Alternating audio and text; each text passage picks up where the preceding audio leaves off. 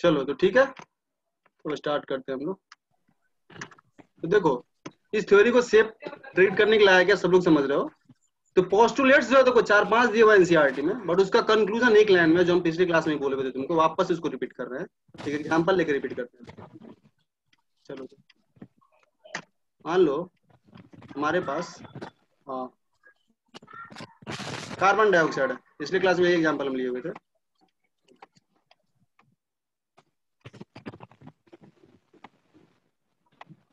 हमें इसका shape predict करना है, इसका शेप कैसा होगा हमें नहीं पता, ठीक है। तो यह थ्योरी क्या बोलता है वो देखना। ये बोलता है सेंट्रल एटम पे फोकस करो, यही सबसे बड़ा हेड है बोल सकते हो। शेप डिसाइड करने में सबसे ज्यादा इसी का कंट्रीब्यूशन, यही तुमको बताएगा शेप कैसा, सेंट्रल एटम, ठीक है। प्राइमरली यही तुमको डिसाइड करता है, बाकी का भी डिपेंड करेगा, बट मेन जो यही है, सेंट्रल एटम ही है। अब इसके अराउंड अगर तुम देखो तो देखो गौर से, डबल बॉन्ड इधर है, बॉन्ड पेयर है, बॉन्ड पेयर जो बॉन्ड में, और इधर भी बॉन्ड पेयर है, जो क्या है तुम्हारे का इलेक्ट्रॉन ही, इलेक्ट्रॉन का क्लॉट बोल लो उसको।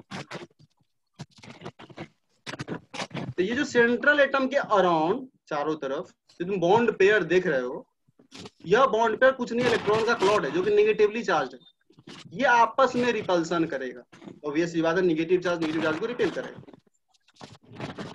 तो यह थ्योरी क्या बोलता है, जब नेगेटिव रिपेल करेगा तो रिपल्सन से क्या होगा, मॉलिक्यूल का एनर्जी बढ़ेगा, जिसको हम उस दिन मैथमेटिकल इक्वेशन से बताते, फिजिक्स का इक्वेशन के Q1 Q2 बाय R, उसको तुम्हें जाना नहीं है फिलहाल, फिजिक्स जब पढ़ोगे तो रिलेट कर सकते हो वहां से। तो रिपल्सन होगा तो इस मॉलिक्यूल का रिपल्सन से ध्यान रखना, एनर्जी बढ़ता है, ऐसे भी ध्यान रखो। रिपल्सन अगर बढ़ता है तो एनर्जी बढ़ता है किसी मॉलिक्यूल, और अट्रैक्शन होता है तो एनर्जी घटता है। तो कोई भी मॉलिक्यूल चाहेगा रिपल्सन कम से कम हो, क्योंकि रिपल्सन जितना ज्यादा होगा उतना ज्यादा एनर्जी होगा, और एनर्जी ज्यादा होगा तो स्टेबिलिटी कम होगा मॉलिक्यूल, जो कि मॉलिक्यूल चाहेगा। तो यह मॉलिक्यूल अपना शेप कैसे डिसाइड करेगा, इन बॉन्ड पेयर्स को जो इलेक्ट्रॉन सेंट्रल एटम की तरफ है, इसको ऐसे ओरिएंट करे ताकि रिपल्सन मिनिमम हो।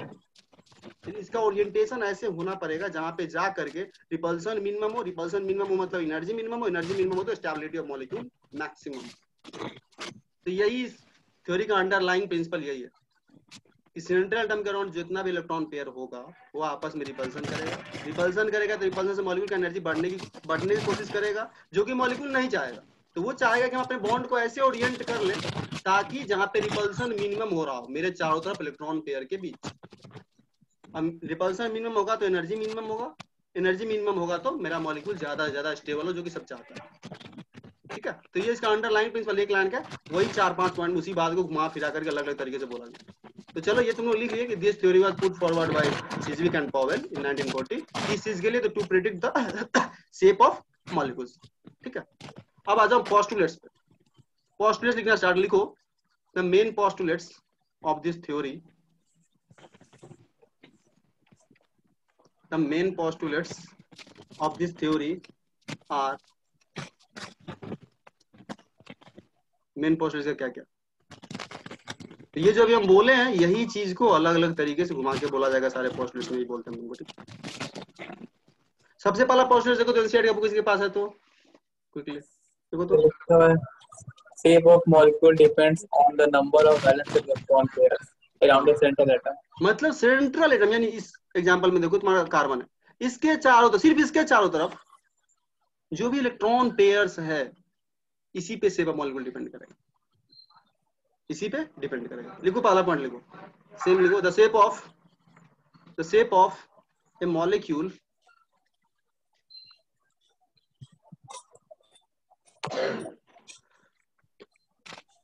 the shape of a molecule depends upon the total electron pairs,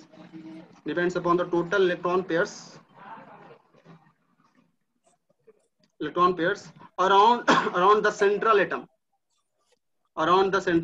total electron pair के ब्रैकेट में लिख लेना, बॉन्ड पेयर भी प्लस लोन पेयर भी, bond pair plus lone pair. Electron pair में तुमको दोनों लेना, बॉन्ड पेयर भी लेना, और अगर सेंट्रल एटम पे लोन पेयर तो वो भी लेना। वापस से बोलते हैं, the shape of a molecule depends upon the total electron pairs, bracket में bond pair plus lone pair, bond pair plus lone pair around the central atom, around the central atom. ठीक है, ये पहला पॉइंट हो गया। देखो इसको illustrate करते हैं दूसरा एग्जांपल लेके भी, तो लोन पेयर वाला पॉइंट कुछ लोग क्लियर हो जाएगा, क्लियर नहीं है तो। जैसे हम बात करें सल्फर डाइऑक्साइड का, ये सल्फर, ये O, ये सल्फर का बैलेंस इलेक्ट्रॉन होता है 6, 4 चला गया इसका बॉन्ड में, तो इस पे 2 इलेक्ट्रॉन यानी 1 लोन पेयर हमारा इसे पड़ा हुआ। और कार्बन डाइऑक्साइड में अगर देखें तो कोई लोन पेयर तुम्हारा नहीं होगा। वापस इसको मैं ड्रॉ करते हैं कार्बन डाइऑक्साइड।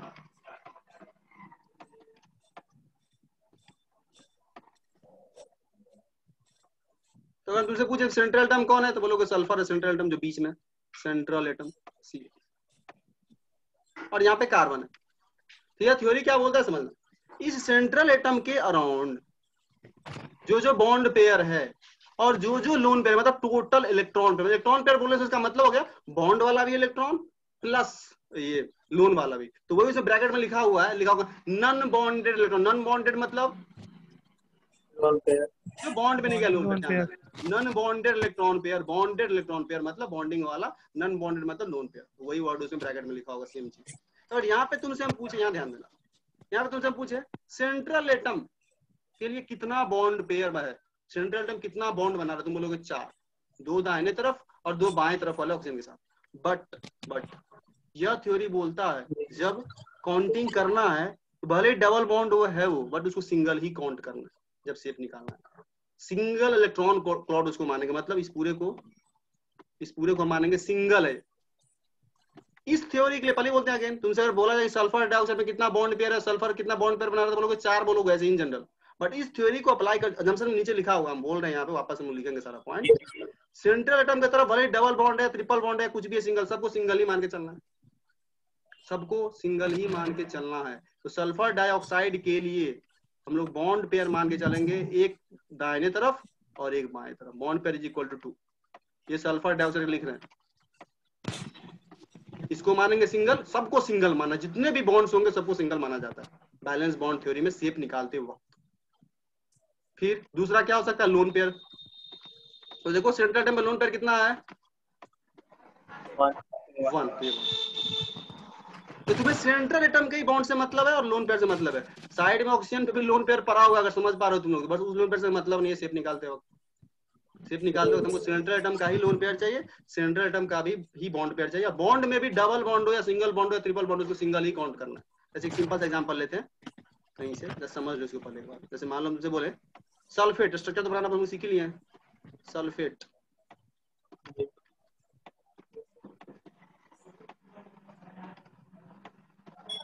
SO4-2 इसका स्ट्रक्चर है। सल्फर सेंट्रल एटम है, कितना बॉन्ड पेयर होगा बीबीटी में, इस थ्योरी में, सॉरी इस थ्योरी में, बीएसईपीआर थ्योरी में। इसको भी मानेंगे सिंगल, इसको भी मानेंगे सिंगल, इसको भी मानेंगे, सबको सिंगल बोलेंगे। 4 बॉन्ड पेयर है सेंट्रल एटम पे। ये जस्ट एग्जांपल से इलस्ट्रेट कर रहे हैं ना, आगे हम लोग शेप निकालना सीखेंगे, ठीक है। तो जस्ट ये क्लियर कर लो। और सल्फर पे लोन पेयर भी है क्या इसमें, बोलो 2 2 4 2 6 6 का 6 चला गया बॉन्ड में, लोन पेयर नहीं है इसमें, 0 लोन पेयर। तुमको यह 2 चीज पहले आइडेंटिफाई करने आना चाहिए। स्ट्रक्चर बनाओ, सेंट्रल एटम पे bond pair plus lone pair अगर है तो ठीक है, नहीं है तो 0। यहाँ पे था तो 1 लिख दिए। कार्बन डाइऑक्साइड में कार्बन के साथ देखे तो बॉन्ड पेयर कितना लेंगे, 2। सच में 4 है, सच में 4 है, अगर बोल दे सच में 4 है। बट इस थ्योरी को लगाते वक्त ऐसा बोला गया, जंक्शन लिया गया है कि भले वो डबल बॉन्ड या ट्रिपल बॉन्ड, तो सिंगल इलेक्ट्रॉन क्लॉड मानेंगे। तो इधर भी सिंगल ही मानेंगे। तो 2 बॉन्ड है इसके पास, सीधा सीधा बोलेंगे 2 bond pair. And lone pair इसमें नहीं है, 4 होगा, 4 इलेक्ट्रॉन इसका बॉन्ड में चला गया, कोई लोन पेयर यहाँ पे बचा हुआ नहीं है जो बॉन्ड में पार्टिसिपेट नहीं किया, इसलिए लोन पेयर मानेंगे 0।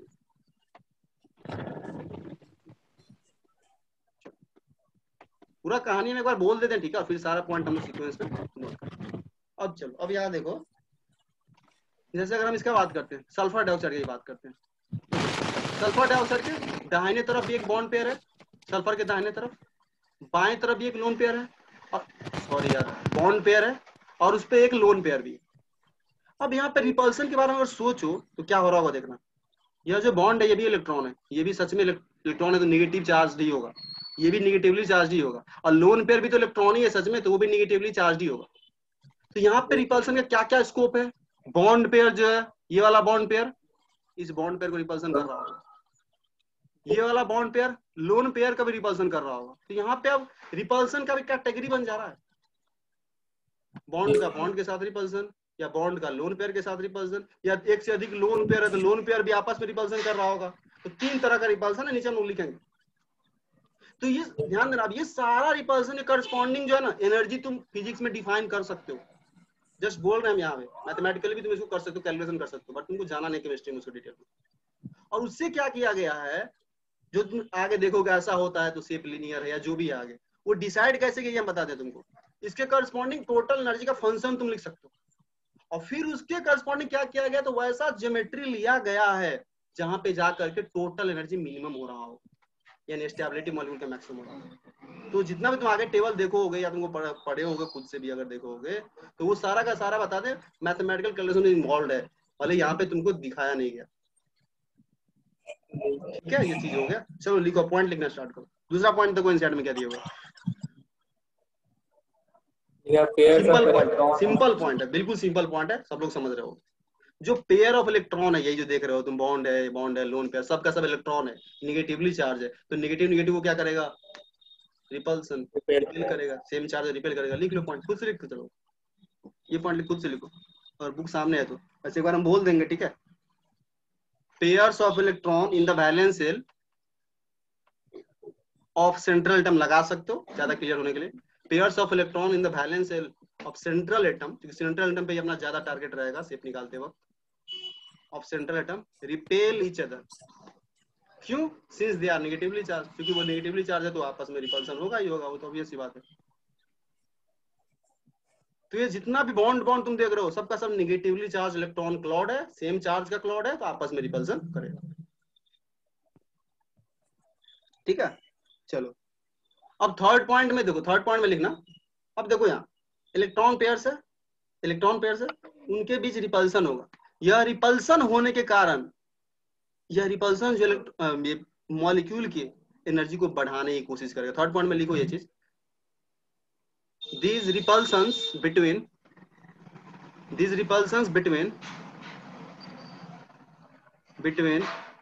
the electron pairs, these repulsions between the electron pairs around central atom, नहीं भी लगाओ but वो assumed है, these repulsions between electron pairs around the central atom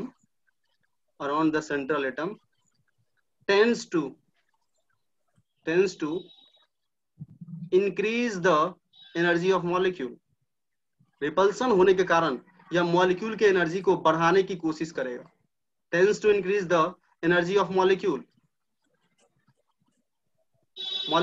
thereby decreasing its stability, और जो इसके स्टेबिलिटी को घटाने की कोशिश करेगा। यह रिपल्सन चाहेगा, रिपल्सन होगा, एनर्जी बढ़ेगा तो स्टेबिलिटी घटेगा।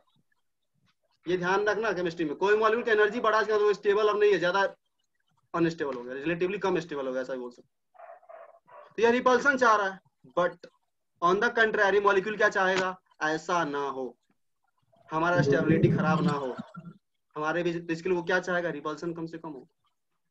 और रिपल्सन कम से कम हो तो चाहेगा हम डिस्टेंस मैक्सिमम करने की कोशिश करें आपस में। इलेक्ट्रॉन पेयर चाहेगा दूसरे इलेक्ट्रॉन पेयर से ज्यादा पॉसिबल कितना दूर हम हो सकते हैं आपस में उतना दूर होके रहे। तो वही थर्ड पॉइंट पर एनसीईआरटी में लिखा हुआ है, दीज पेयर्स ऑफ इलेक्ट्रॉन, देखो क्या लिखा हुआ, पढ़ो एक बार, tends to occupy such positions in space that minimize repulsion. यह जो इलेक्ट्रॉन आपस में रिपल्सन करना चाह रहा है, बट यह मॉलिक्यूल क्या चाहेगा, ठीक है भाई रिपल्सन तो होगा, वो तो मजबूरी है, हम बच तो नहीं सकते, क्योंकि नेगेटिव रिपेल करेगा ही करेगा, बट अब हम इसको कम से कम करने की कोशिश करेंगे, मिनिमाइज करने की कोशिश करेंगे। तो ऑब्वियस बात है, दो चार्ज के बीच तो फोर्स मिनिमम करना है, तो डिस्टेंस मैक्सिमम करने की कोशिश करेगा, तो वही उसमें लिखा हुआ है। These pairs of electrons, या these electron pairs tends to occupy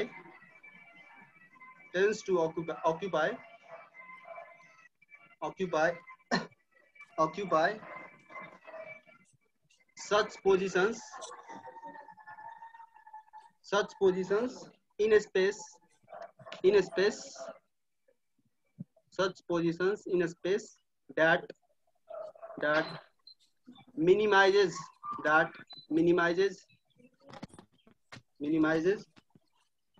repulsion, जो रिपल्सन को मिनिमाइज करे, और रिपल्सन कम होगा तो उसे एनर्जी कम होगा। मिनिमाइजेज रिपल्सन, ठीक है, मिनिमाइजेज रिपल्सन। और सोचो खुद, रिपल्सन क्या एक तरह का फोर्स है, दो चार्ज के बीच फोर्स मिनिमम होना, इसका मतलब क्या, तुम डिस्टेंस मैक्सिमम करने की कोशिश करोगे। चार्ज तो चेंज कर नहीं सकते, जो इलेक्ट्रॉन वहां पड़ा हुआ तो पड़ा ही हुआ है, तो चार्ज तुम्हारे कंट्रोल में है नहीं, या मॉलिक्यूल के सेंटर में कंट्रोल में है नहीं, तो वो क्या कर सकता है, बीच के डिस्टेंस, कूलम्ब्स लॉ भी लगाकर सोच सकते हो, अगर कूलम्ब्स लॉ पढ़े हुए हो तो, ग्रेविटेशन जैसा ही है, तो आर को बढ़ाना चाहेगा, तो वही लिखा हुआ है 10 मैक्सिमाइज डिस्टेंस बिटवीन देम, और वो चाहेगा कि अपना बीच का डिस्टेंस हो मैक्सिमाइज कर। लिख लो क्विकली, कहीं पे डाउट हो तो पूछ लेना, इस पॉइंट्स में अगर क्लैरिफिकेशन नहीं हो तो, ठीक है, पूछ सकते हो, कोई क्लैरिफिकेशन चाहिए तो इस पॉइंट से। चलो ये पॉइंट हो गया। नेक्स्ट पॉइंट देखो क्या, नेक्स्ट पॉइंट जस्ट देखो, एक मतलब बोल दिया, मतलब आइडियल स्फेरिकल डिस्ट्रीब्यूशन को अज्यूम करने के लिए बोला। क्या बोला, समझना गौर से, ये क्या बोल रहा है वो देखो, जो तुम्हारा सेंट्रल एटम है ना, सेंट्रल एटम, ये जितना भी बॉन्ड पेयर है या लोन पेयर है, किसका है, सेंट्रल एटम का ही तो है।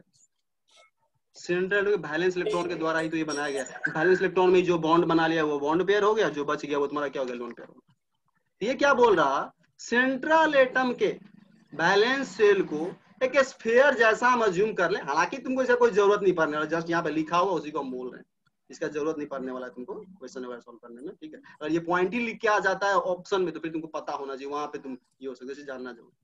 ये बोल क्या रहा है कि मतलब सिंपल क्या करें, सेंट्रल एटम में बैलेंस सेल को स्फीयर जैसा मान ले रहे हैं, और जो भी इलेक्ट्रॉन्स वगैरह है ना, इसको हम उस स्फीयर के सरफेस पे डिस्ट्रीब्यूट कर रहे हैं सच दैट डिस्टेंस उनके बीच मैक्सिमम और रिपल्सन कम हो, बस ये एक आइडियलाइजेशन है। देखो ये सारा चीज बता रहे, पहले तुमको हाइपोथेटिकल है, किसी के पास लिखित प्रूफ नहीं है, ये सब खुद से बैठ के पेज पे बनाया गया, और उसको वापस एक्सपेरिमेंट से ऐसे बनाया गया कि एक्सपेरिमेंट से मैच करे, बात खत्म।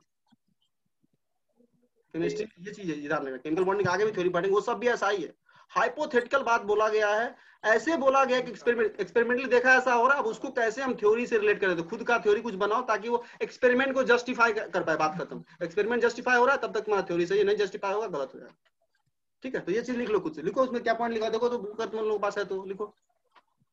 The valence shell of central atom, the valence shell of central atom is assumed to be, the valence shell of central atom is assumed to be a sphere। Central atom valence shell को, जहां से वो bonding वगैरह बना रहा है, उसको एक स्फीयर जैसा अज्यूम कर लेते हैं हम लोग,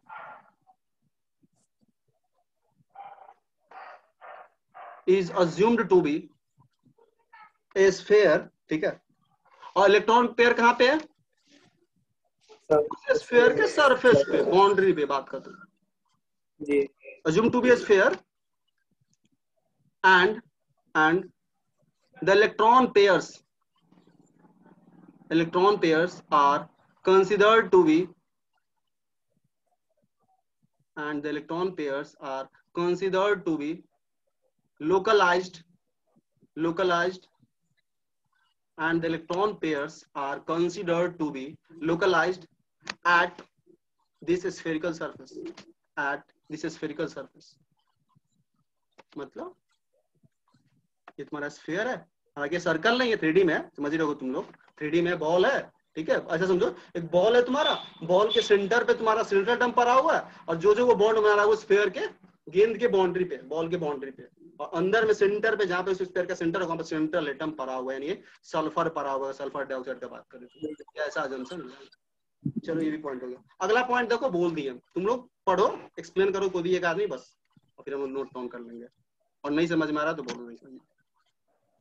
पढ़ो अगला पॉइंट क्योंकि कोई भी multiple bond is treated as if ये it बोलना is a क्या चाह single रहे, electron pair। छोड़ो, तुम बोलना क्या चाह रहे एक्सप्लेन कर दो बस, मतलब क्या बोल रहे हैं, मल्टीपल बॉन्ड को हाँ सिंगल इलेक्ट्रॉन पेयर में बिल्कुल, ट्रीट ये करेंगे। डबल बॉन्ड हो, ट्रिपल बॉन्ड हो, कुछ भी बना, जो सिंगल ही काउंट करना है, लिख लो इसमें। नेक्स्ट पॉइंट में लिखो, नेक्स्ट पॉइंट में लिखो, a multiple bond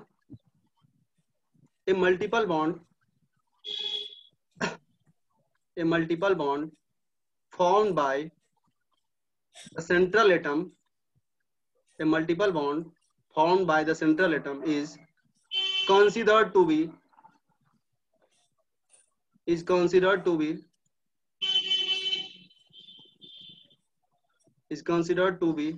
a single electron cloud. Is considered to be a single electron cloud. उसको एक सिंगल बॉन्ड जैसा ही मज्यूम करेंगे हम लोग जब हमें क्या करना है, consider to be a single electron cloud for predicting the shape of molecule. वह सच में सिंगल नहीं है, बट जब हमें शेप निकालना है तो उसको एज ए सिंगल एंटिटी मानना है। उसको क्या सिंगल एंटिटी है, वो 2-3 बॉन्ड नहीं है, वो सिंगल ही मान के चलेंगे। इन तीनों को तुम ग्रुप कर लो, एक सिंगल ग्रुप जैसा बोल रहा है, ऐसा समझो तुम। तो सिंगल बॉन्ड भी हम नहीं बोलेंगे, ठीक है, मुंह से सिंगल बॉन्ड भी नहीं बोलेंगे, उस पूरे को एक सिंगल ग्रुप मानो, उसको सिंगल ही काउंट करके चलो जब तुम्हें शेप निकालना है, ठीक है। तो भले डबल बॉन्ड हो, ट्रिपल बॉन्ड, ऐसे मान लो तुम लोग ये पता होगा, अल्केन अल्किन अल्केन पढ़े होगे 10th क्लास में। ये एसिटिलीन है मान लो, ट्रिपल बॉन्ड। जैसे एग्जांपल हम ले रहे हैं, अभी हम लोग शेप कैसे निकालना है वो बात का गेम है, बहुत आसानी से निकालोगे तुम, पहले ही बोलते हैं, ठीक है। अभी जस्ट मैं पोस्टलेट को समझ रहे हैं क्या है नहीं। ये तुम्हारा एसिटिलीन है, C ट्रिपल बॉन्ड C, और इधर एक H और इधर एक H। तो अगर तुम इस C के अराउंड शेप डिसाइड करना चाहोगे ना, तो इस ट्रिपल को सिंगल जैसा ही मान के चलो, भले ट्रिपल बॉन्ड, इस अजम्पशन के अकॉर्डिंग जो तुम अभी नोट किए। मल्टीपल बॉन्ड को भी हम लोग सिंगल बॉन्ड जैसा ही ट्रीट करते हैं, सिंगल एंटिटी जैसा मानते हैं। चलो ये भी पॉइंट हो गया। अगला पॉइंट देखो, अगला पॉइंट थोड़ा मेरे लिए अभी एक्सप्लेन करना डिफिकल्ट होगा। रेजोनेंस एक ऑर्गेनिक केमिस्ट्री में बताया जाता है डिटेल्स में, ऑर्गेनिक केमिस्ट्री पढ़ना होगा रेजोनेंस वगैरह, ठीक है। लिखना है तो जस्ट लिख लो, लिखना है तो जस्ट लिख लो, थोड़ा सा हम बोल देंगे, बोलोगे। देखो ये पॉइंट लिखो, ये पॉइंट देखो क्या इसको बताते हैं क्या, लास्ट पॉइंट है ये।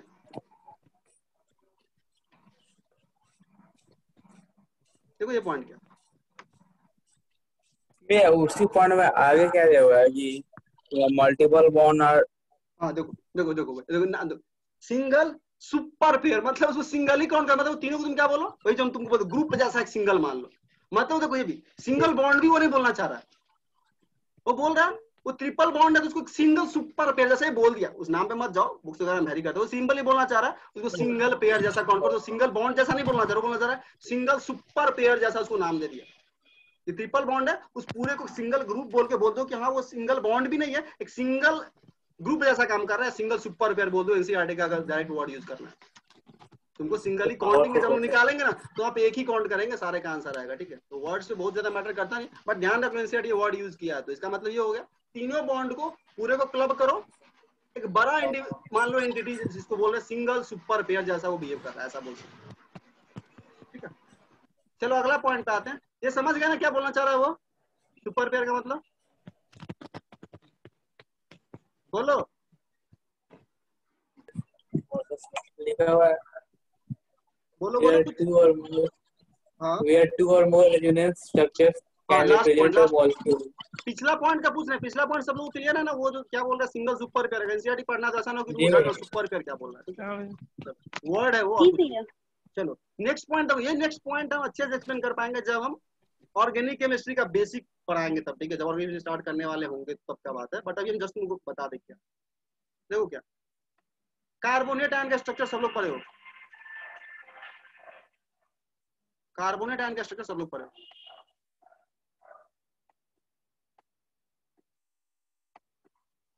ये कार्बोनेट आयन का स्ट्रक्चर है, यहाँ पे स्ट्रक्चर, ठीक है।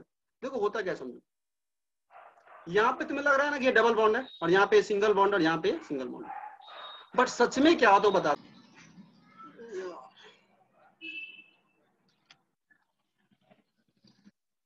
सब लोग सुन पा रहे हो क्या? जी भैया।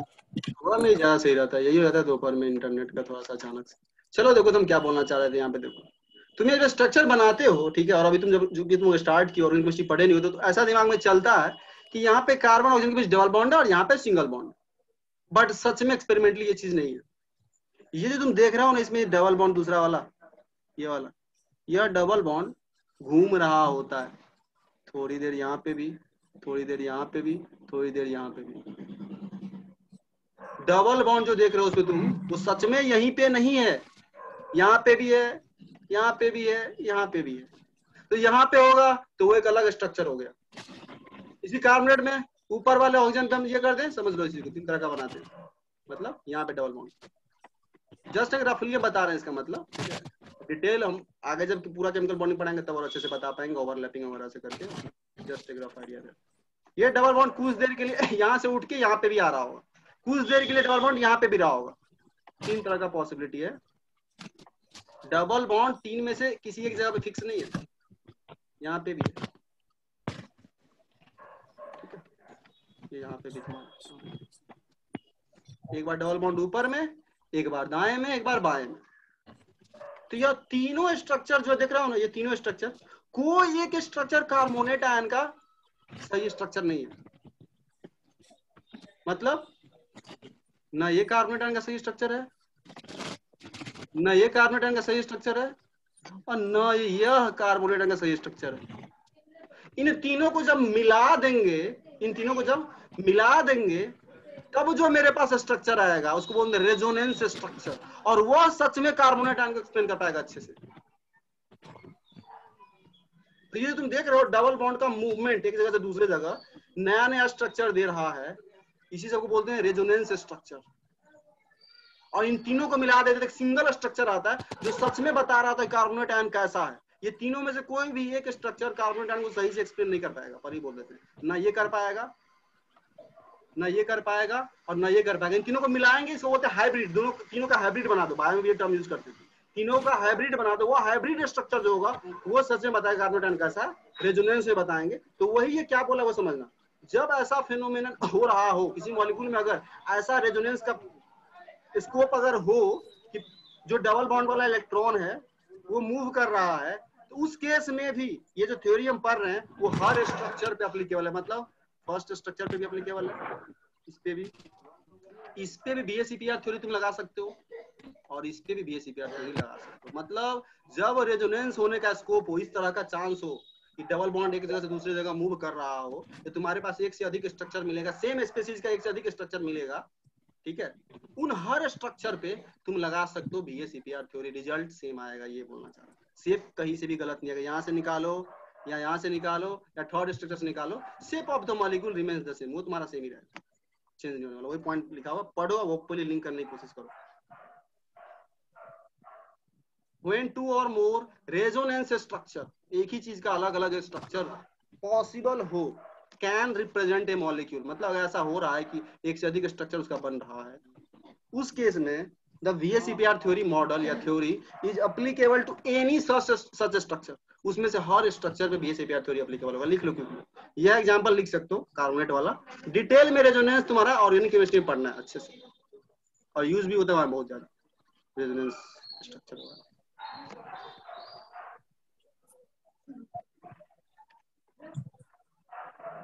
तो लिखो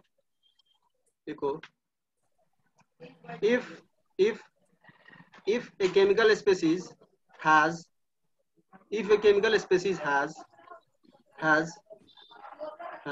more than one resonance structure, if a chemical species has more than one resonance structure, then the BACPR theory, then BACPR theory is applicable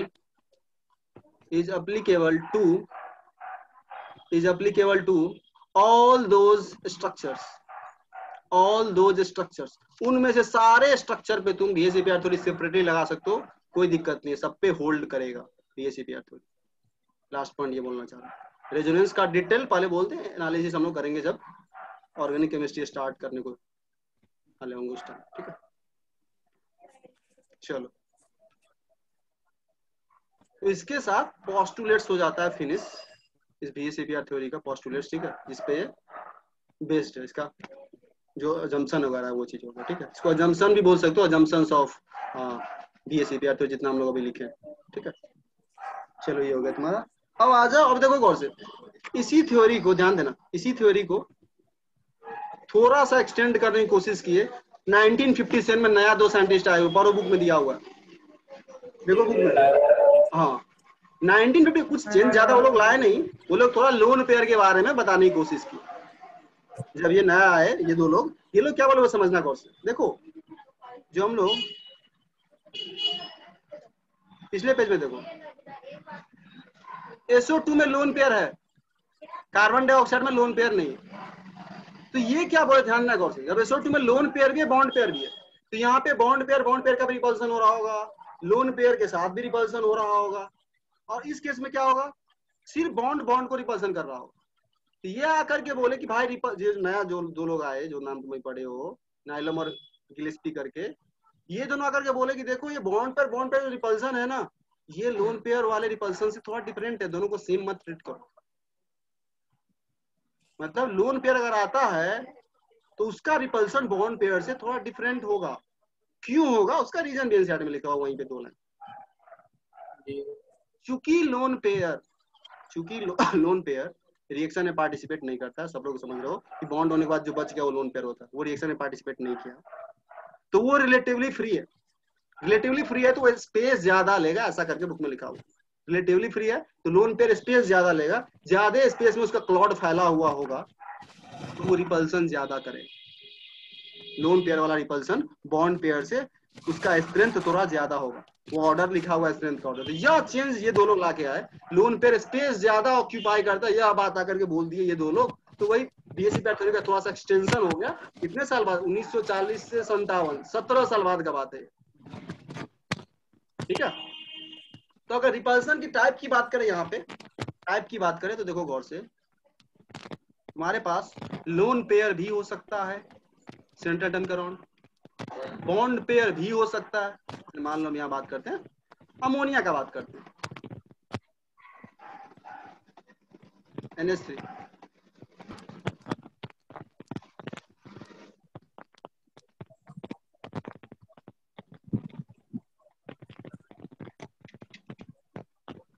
तीन बॉन्ड में चला गया, इसका होता है बैलेंस इलेक्ट्रॉन 5, तो 2 इलेक्ट्रॉन इसका यहाँ पे परा रह जाएगा। तो देखो यहाँ पे क्या क्या हो रहा होगा, सुनना गौर से। 3 बॉन्ड पेयर है तुम्हारे पास, 1 2 3 बॉन्ड पेयर है और एक लोन पेयर है। देखो बहुत सारा रिपल्सन का पॉसिबिलिटी है। देखो ये बॉन्ड पेयर इसको रिपेल कर रहा होगा, ये इसको, मतलब ये समझ रहे हो, बॉन्ड पेयर रिपल्सन कर सकता है, बहुत तरीके से हो सकता है। और यह लोन पेयर जो है यह भी इस बॉन्ड पेयर को भी रिपेल कर रहा होगा, इसको भी कर रहा होगा, इसको भी कर रहा होगा। तो बहुत तरह का रिपल्सन यहाँ पे हो रहा है। लोन पेयर का बॉन्ड पेयर से भी हो रहा है, बॉन्ड पेयर का आपस में भी हो रहा है, और एक से अधिक लोन पेयर रहेगा तो लोन पेयर भी लोन पेयर के साथ करेगा रिपल्सन। तो 3 तरह का तुम्हारे पास रिपल्सन पॉसिबल है। एक जो बॉन्ड वाला है वह बॉन्ड खुद को ही रिपेल कर दूसरे बॉन्ड को करे, बॉन्ड पेयर रिपल्सन। इसमें लिख लेना, there are 3 types of electron pair repulsion. Electron pair का रिपल्सन 3 तरह का, बॉन्ड पेयर को रिपल्सन करे, या लोन पेयर को रिपल्सन करे जो बॉन्ड में नहीं पार्टिसिपेट किया, ठीक है। और एक तीसरा बॉन्ड पेयर और लोन पेयर में रिपल्सन। बॉन्ड पेयर मतलब बॉन्ड, और लोन पेयर मतलब जो बच गया रिएक्शन बॉन्डिंग के बाद लोन। ये 3 तरह का तुम्हारे पास रिपल्सन है, और तीनों रिपल्सन का स्ट्रेंथ अलग अलग होगा। यही पॉइंट लोन पेयर ला के ऐड ये लोग की नाइलम और जिलेस्पी 1957 में थोड़ा सा मॉडिफिकेशन कर दिए, समझो मतलब। तो क्या देखो गौर से यहाँ पे तुम्हें ध्यान रखना चाहिए तीनों में कौन ज्यादा स्ट्रॉन्ग है, सबसे ज्यादा, ठीक है। सबसे ज्यादा स्ट्रॉन्ग होता है इसमें लोन पेयर का रिपल्सन, सबसे स्ट्रॉन्ग 1 नंबर पे इसको बोलेंगे हम। सबसे स्ट्रॉन्ग रिपल्सन लोन पेयर का होता है, सबसे ज्यादा इफेक्टिव भी इसको बोल सकते हैं, लोन पेयर। दूसरा जो होता है ये वाला, उससे कम स्ट्रेंथ इसका होता है, फर्स्ट सेकेंड। और सबसे वीक रिपल्सन बोलोगे तो बॉन्ड पेयर के साथ होता है। सबसे स्ट्रॉन्ग रिपल्सन ऑर्डर अगर बोले तो रिपल्सन ऑर्डर करके लिख लेना, फर्स्ट ग्रेटर देन सेकेंड, और सबसे वीक रिपल्सन थर्ड का होगा। सबसे स्ट्रॉन्ग रिपल्सन तुम्हारा हो गया लोन पेयर रिपल्सन क्यों ज्यादा होता है उसका 2 लाइन एनसीईआरटी में तुमसे कोई पूछ ले रीजन, तो तुम उसको बोलोगे लोन पेयर जो होता है वो चूंकि बॉन्डिंग में पार्टिसिपेट नहीं करता है इसलिए वो रिलेटिवली फ्री होता है, स्पेस में उसको जगह ज्यादा चाहिए, तो ज्यादा फैला हुआ होगा तो अगल बगल में ज्यादा रिपल्सन फैलाएगा। लोन पेयर का रिपल्सन। ऐसा रीजन एनसीईआरटी में तुम इतना बोलोगे काम चल जाएगा, ठीक है। लोन पेयर रिपल्सन क्यों ज्यादा होगा। अब आता है इन तीनों में अगर तुमको कभी कंफ्यूजन हो जाए, पिछले क्लास में से बताए हुए थे, तो कैसे याद रखे कहीं भी कौन ज्यादा स्ट्रॉन्ग था, तो इसको मैं ऐसे याद रखे हुए पिछले क्लास में बोले हुए थे, अगर ध्यान रखना चाहते हो तो ऐसे भी याद रख सकते हो। देखो लोन पेयर क्या है, जो तुम्हारा बॉन्डिंग में पार्टिसिपेट नहीं किया, और बॉन्ड पेयर क्या है, जो बॉन्डिंग में पार्टिसिपेट किया, ठीक है।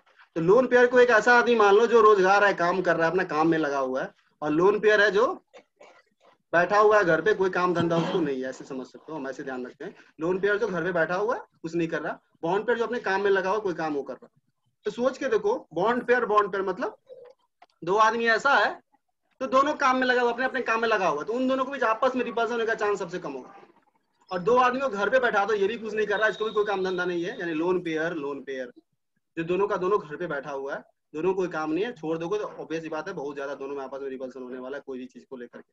तो इस हिसाब से हम ध्यान रखेंगे लोन पेयर का जो रिपल्सन होता है। बॉन्ड पेयर लोन पेयर मतलब एक काम में लगा हुआ और एक काम में नहीं लगा हुआ, तो उन दोनों को भी रिलेटिवली थोड़ा होगा रिपल्सन। तो ऐसे हम ध्यान रखें, जस्ट बोल देते लोग, ऐसे भी ध्यान रखें, कभी कंफ्यूजन हो जाए तो, ठीक है। तो ऑर्डर है इन दोनों का रिपल्सन का, ठीक है, लिख लो, ऑर्डर ऑफ रिपल्सन करके लिख सकते हो, ठीक है। सबसे स्ट्रॉन्ग एलपी फिर उसके बाद तुम्हारा बीपी और सबसे वीक बीपी, ठीक है।